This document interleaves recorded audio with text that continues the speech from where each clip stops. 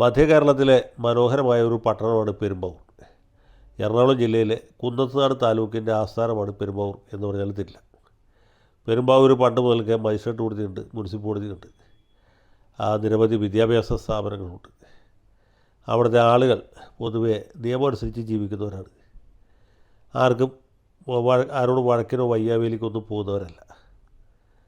വല്ലപ്പോഴൊക്കെ പോലീസ് സ്റ്റേഷനിൽ അടിപിടി കേസൊക്കെ ഉണ്ടാവും എന്നുള്ളതല്ലാതെ വലിയ ക്രമസമാധാന ലംഘനമോ അല്ലെങ്കിൽ അങ്ങനെ ക്രിമിനൽ പശ്ചാത്തലമോ ഒന്നുമുള്ളൊരു പ്രദേശമല്ല. എന്നാലും പോലീസ് സ്റ്റേഷനുണ്ട്, നേരത്തെ പറഞ്ഞ പോലെ മജിസ്ട്രേറ്റ് കോടതിയുണ്ട്, മറ്റ് സാംസ്കാരിക സ്ഥാപനങ്ങളൊക്കെ ഉണ്ട്. ഒരുപാട് പ്രഗത്ഭന്മാരായ ആളുകൾ ജനിച്ച് വളർന്ന് പെരുമയും ആർജിച്ച സ്ഥലം കൂടിയാണ് പെരുമ്പാവൂർ.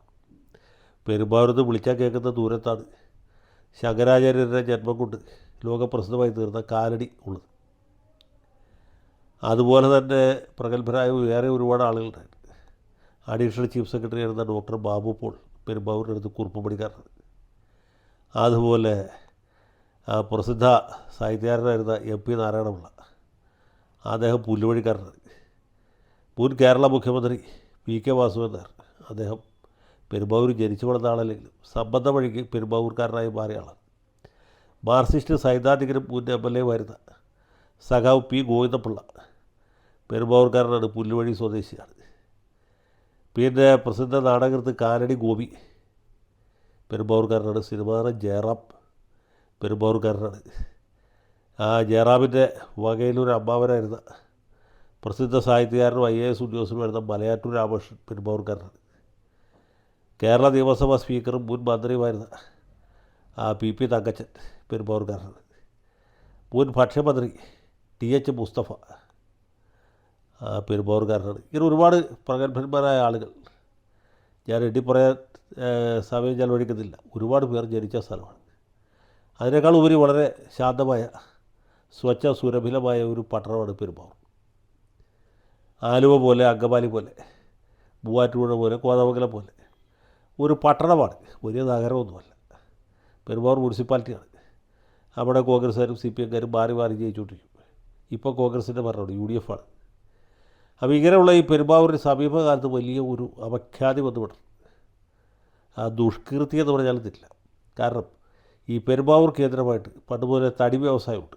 കാരണം കോടനാട്ടിൽ മലയാറ്റൂരിൽ നിന്നൊക്കെ വെട്ടിക്കൂടുന്ന തടി, ഹൈറേഞ്ചിൽ നിന്ന് തടി വന്ന് ചേരുന്ന സ്ഥലമാണ് പെരുമ്പാവൂർ. അതുകൊണ്ട് തന്നെ പ്ലൈവുഡ് വ്യവസായം അവിടെ പണ്ടുകൊണ്ടുണ്ട്.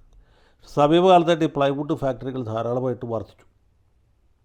അവിടെ ജോലിക്ക് നമ്മുടെ നാട്ടുകാരും പോകാത്തതുകൊണ്ട് ഇത് വളരെ അപകടം പിടിച്ച ഒരു പണിയായതുകൊണ്ടും ഈ ബീഹാറിൽ നിന്നും ബംഗാളിൽ നിന്നും ആസാമിൽ നിന്നും അത്യാവശ്യം ബംഗ്ലാദേശിൽ നിന്ന് വരുന്ന തൊഴിലാളി സഖാക്കളെ വെച്ചിട്ടാണ് ഈ സ്ഥാപനങ്ങൾ പ്രവർത്തിക്കുന്നത്. അവർക്കാവുമ്പോൾ ഈ ഫാക്ടറി ആക്ടൊന്നും ആ രീതിയിൽ ബാധകമല്ല. ജോലി സമയം 8 മണിക്കൂർ തന്നെ വേണമെന്നില്ല, അതിൽ കൂടുതലാവാം. കൂലിയും നമ്മുടെ സർക്കാർ നിശ്ചയിച്ച മിനിമം വേജിനേക്കാൾ അല്പം കുറച്ച് കൊടുത്താലും അവരതുകൊണ്ട് തൃപ്തരാകും. അവർക്ക് വലിയ ആഗ്രഹങ്ങളും പ്രതീക്ഷകളൊന്നുമില്ല. കിട്ടുന്ന കാശ് അങ്ങോട്ട് അയക്കുന്നവരുമുണ്ട്, അതല്ല ഇവിടെ തന്നെ ചിലവാക്കുന്നവരുമുണ്ട്. അപ്പോൾ അവരുടെ ഒരു സമാന്തര സംവിധാനം പെരുമ്പാവൂർ പരിസരത്ത് വളർന്നു വന്നു എന്നുള്ളത് സത്യമാണ്. അതിൽ കുറേ പേരൊക്കെ ഈ ലഹരി പാനീയങ്ങൾ ഉപയോഗിക്കുന്നവരാണ്. അതിനേക്കാൾ കൂടുതൽ ആളുകൾ മയക്കുമരുന്ന് ഉപയോഗിക്കുന്നവരായിട്ടുമുണ്ട്. പിന്നെ പെരുമ്പാവൂർ മൊത്തം ഒരു ഹിന്ദി കൾച്ചറാണ്. നമ്മൾ പെരുമ്പാവൂർ എന്ന ഹിന്ദി അറിയാൻ ജീവിക്കാൻ പറ്റില്ല. ഞാൻ തന്നെ പണ്ട് ഉണ്ടാക്കി പറഞ്ഞൊരു കുസൃതി, ഈ ബംഗാളിൻ്റെ തലസ്ഥാനം ഡാക്കയുമല്ല കൽക്കട്ടയുമല്ല, അത് പെരുമ്പാവൂരാണ് എന്നാണ്.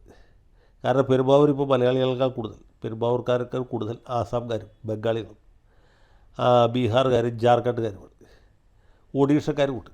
അങ്ങനെ വടക്ക് കിഴക്കൻ ഇന്ത്യയുടെ അല്ലെങ്കിൽ പൂർവ്വ ഇന്ത്യയുടെ ഒരു പരിച്ഛേദമാണ് പെരുമ്പാവൂർ. സ്വകാര്യ ബസ്സുകളുടെയൊക്കെ സ്ഥലമെഴുത ബോർഡ് ഹിന്ദിയിലും ഉണ്ട് എന്നുള്ളതാണ് ഒരു പ്രത്യേകത. അതുമാത്രമല്ല, നമ്മൾ ആലുവ റെയിൽവേ സ്റ്റേഷനിൽ പോയി തന്നെ ഇത് മനസ്സിലാവും. ഈ ഗുരുദേവ എക്സ്പ്രസ് അല്ലെങ്കിൽ ഡിബ്രുഗർ എക്സ്പ്രസ്, കോറമണ്ഡൽ എക്സ്പ്രസ്സൊക്കെ വരുമ്പോൾ ആലുവ റെയിൽവേ സ്റ്റേഷനിൽ പോയി നിൽക്കുകയാണെങ്കിൽ നമ്മളിത് ഈ ലോകത്തിൻ്റെ വേറെ ഏതോ സ്ഥലത്താണ് തോന്നിപ്പോവും. കാൽക്കട്ടയിലോ മുർഷിദാബാദിലോ മാൾഡയിലോ മറ്റോ ആണ് തോന്നുന്ന രീതിയിൽ അത്രയധികം ബംഗാളികൾ ഈ വണ്ടിയിൽ വന്നിറങ്ങുന്നു. ഇറങ്ങുന്നവരെ അപ്പം തന്നെ ചില ഏജൻറ്റുമാരെ ആട്ടിത്തളിച്ച് പെരുമ്പാവൂർക്കും പരിസര പ്രദേശങ്ങളിലേക്ക് കൊണ്ടുപോകുന്നു. ഇതാണ് അവിടെ സംഭവിച്ചുകൊണ്ടിരിക്കുന്നത്. അങ്ങനെ പെരുമ്പാവൂരിനൊരു ദുഷ്പേര് വന്നിട്ടുള്ളതെന്ന് വെച്ചാൽ ഇപ്പോൾ ഈ ലഹരി ഉപയോഗിക്കുന്ന ആളുകൾ മയക്കുമരുന്ന് ഉപയോഗിക്കുന്ന ആളുകൾ ധാരാളമായിട്ട് അവിടെ ഉണ്ട് എന്നുള്ളതാണ്. പെരുമ്പാവൂർ വേറൊരു പ്രത്യേകതയുണ്ട്. ഇടുക്കി ജില്ലയിൽ നിന്ന് വരുന്ന കോതമംഗലം കഴിഞ്ഞാൽ പിന്നെ അടുത്ത വലിയ പ്രധാനപ്പെട്ട സ്ഥലം എന്ന് പറയുന്നത് പെരുമ്പാവൂരാണ്.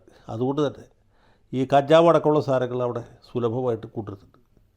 മദ്യവും വളരെ സുലഭമാണ്. വ്യാജ മദ്യവും സ്വദേശി മദ്യവും വിദേശ മദ്യവും ഒക്കെ എല്ലാം ലഭ്യമാണ്. അപ്പോൾ അതുകൊണ്ട് തന്നെ എക്സൈസുകാർക്ക് പോലീസ് ഉദ്യോഗസ്ഥന്മാർക്കൊക്കെ ഏറ്റവും താല്പര്യം പെരുമ്പാവൂരിരിക്കാനാണ്. കേരളത്തിൽ തന്നെ ഏറ്റവും പിടിവലിയുള്ളൊരു പോസ്റ്റ് എന്ന് പറഞ്ഞാൽ പെരുമ്പാവൂർ DYSPയുടെയാണ്. കാരണം പെരുമ്പാവൂർ DYSP എന്ന് വെച്ചാൽ കിരീടം വെക്കാത്ത രാജാവാണ്. എല്ലാ ബാറുകാരും അദ്ദേഹത്തിന് പണി കൊടുക്കും. മാസപ്പണിയാണോ ദിവസപ്പണിയാണോ എന്നറിയില്ല. അതുപോലെ തന്നെ കഞ്ചാവ് കച്ചവടക്കാരിൽ നിന്ന് പണി കിട്ടും. നിയമവിരുദ്ധമായ എല്ലാ ജോലികളും ചെയ്യുന്ന ആളുകളിൽ നിന്നും ഇവർക്ക് നല്ല വരുമാനമുണ്ട്. അതുകൊണ്ട് തന്നെ ഒരു സൗകര്യം എന്ന് വെച്ചാൽ നിയമവിരുദ്ധമായിട്ട് എന്ത് കാര്യം ചെയ്താലും ആർക്കൊന്നും പേടിക്കേണ്ട. കാരണം അവരെയൊക്കെ പോലീസ് സേവന്മാരും എക്സൈസുകാരും വനംവകുപ്പുകാരും അതുപോലെ തന്നെ ലേബർ ഓഫീസർമാരും ഫാക്ടറി ഇൻസ്പെക്ടർമാരും എല്ലാവരും സംരക്ഷിക്കും. അങ്ങനെ ഒരു സംവിധാനമുണ്ട് പെരുമ്പാവൂർ. ഞാനിപ്പോൾ അതിനെക്കുറിച്ച് കൂടുതൽ ഉല്ലസിക്കുന്നില്ല, നമ്മുടെ വിഷയം അതല്ല. അതുകൊണ്ട് പെരുമ്പാവൂരിന് പഴയ ഒരു സൽകീർത്തി അല്പം മങ്ങിയത് മാത്രമല്ല ദുഷ്കീർത്തി സാമാന്യമായിട്ട് വ്യാപിക്കുകയും ചെയ്തു. അപ്പോൾ നമ്മുടെ രമേശ് ചെന്നിത്തല ഓപ്പറേഷൻ തൂഫാൻ നടത്തി നാട്ടുകാരെ മുഴുവൻ നന്നാക്കാൻ നോക്കുന്നവരെ നിങ്ങൾ അറിഞ്ഞാണല്ലോ. മുഖ്യമന്ത്രി സ്ഥാനം കിട്ടാത്തതിന് നിരാശ കൊണ്ട് പുള്ളി അത് തൂഫാൻ നടത്തി ഒരു ഖ്യാതി അടിച്ചു കളയാം എന്ന് വിചാരിച്ചിട്ടാണ്. അതിന് പത്രമാധ്യമങ്ങൾ കൂടി വലിയ പ്രസിദ്ധി കിട്ടി. ഈ മയക്കുമരുന്നുകളെയും ലഹരി പദാർത്ഥങ്ങളെയൊക്കെ കേരള സംസ്ഥാനത്ത് നിന്ന് ഉന്മൂലനം ചെയ്യാനായിട്ട് അവതരിച്ച ഒരു അഭിനവ പരശുരാമനാണ് രമേശ് ജി എന്ന രീതിയിലൊക്കെയാണ് ഇപ്പോൾ പാടന്മാർ പാടിക്കൊണ്ട് നടക്കുന്നത്. അപ്പോൾ അദ്ദേഹത്തിൻ്റെ ഈ ഓപ്പറേഷൻ തൂഫാൻ പുള്ളി പ്രമുഖ വൈദികരെയൊക്കെ നേരിൽ കണ്ട് മെത്രാമാർക്കൊക്കെ നെഞ്ചത്ത് തൂഫാൻ വാരിയർ എന്ന ബാഡ്ജ് കുത്തിക്കൊടുത്തു. അത് കഴിഞ്ഞ് ജിഫ്രി തങ്ങൾക്കും കാന്തപുരം അബൂബക്കർ മുസ്ലിയാർക്കും പാണക്കാട് സാദിഖ് അലി തങ്ങൾക്കുമൊക്കെ കുത്തിക്കൊടുത്തു. അത് കഴിഞ്ഞ് പുള്ളി പെരുമ്പാവൂർ വന്ന് TH മുസ്തഫയുടെ മകൻ സക്കീർ ഹുസൈൻ്റെ നെഞ്ചത്ത് കുത്തി. നമ്മുടെ മനോജ് മൂത്തേടൻ MLAയുടെ നെഞ്ചത്ത് ഒരു കുത്തുകുത്തി. പെരുമ്പാവൂർ പട്ടണത്തിൽ വിദ്യാർത്ഥികളെയും കോൺഗ്രസ്സുകാരെയും സേവാദളുകാരെയും സാംസ്കാരിക നായകന്മാരെയൊക്കെ ഉൾപ്പെടുത്തിക്കൊണ്ട് വലിയ ജനകീയ റാലി സംഘടിപ്പിച്ചു. ഒരു മനുഷ്യച്ചങ്ങല കൂടി വേണ്ടായിരുന്നു, അത് നടത്തിയില്ല. പിന്നെ പെരുമ്പാവൂർ മുനിസിപ്പൽ സ്റ്റേഡിയത്തിൽ വലിയൊരു പുരുഷാരത്തെ മുൻനിർത്തിക്കൊണ്ട് ലഹരി വിരുദ്ധ പ്രതിജ്ഞ ചൊല്ലിക്കൊടുത്തു.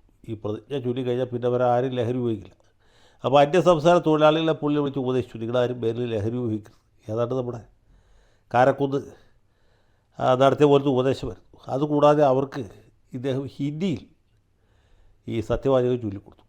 സത്യവാചകം ചൊല്ലിയവരാരും പിന്നീട് ലഹരി മരുന്ന് ഉപയോഗിക്കില്ല, പിന്നെ പേടിക്കാനില്ല. പിന്നെ പെരുമ്പാവൂർ ഒരു 3 മാസം കഴിയുമ്പോൾ ലഹരി മുക്ത മുനിസിപ്പാലിറ്റിയായിട്ട് പ്രഖ്യാപിക്കാം.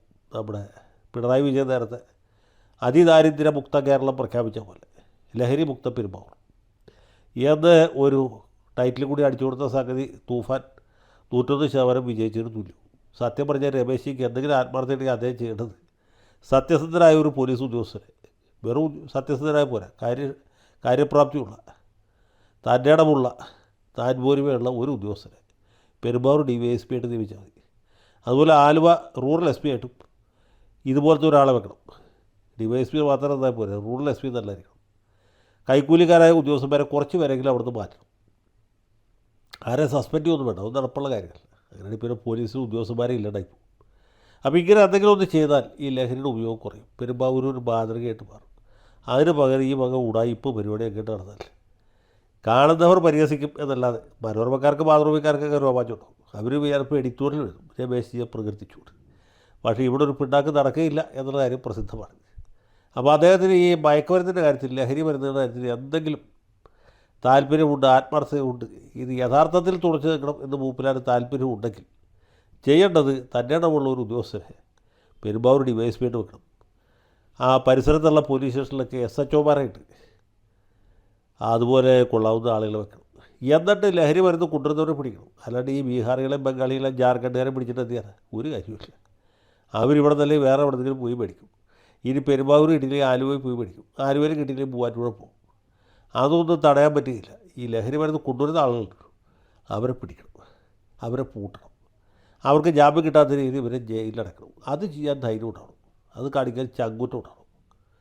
അത് ചെയ്യാത്തടത്തോളം കാലം വെറുതെ ഇതുപോലെ ചപ്പടാച്ചിയൊക്കെ കാണിച്ചാൽ മനോരമക്കാർക്കും മാതൃഭൂമിക്കാർക്കും മാധ്യമത്തിനൊക്കെ രോമാഞ്ചം ഉണ്ടാവും, പക്ഷേ നാട്ടുകാർ പരിഹസിച്ചിരിക്കും. അത്രേ ഉള്ളൂ. ജയ് ഹിന്ദ്.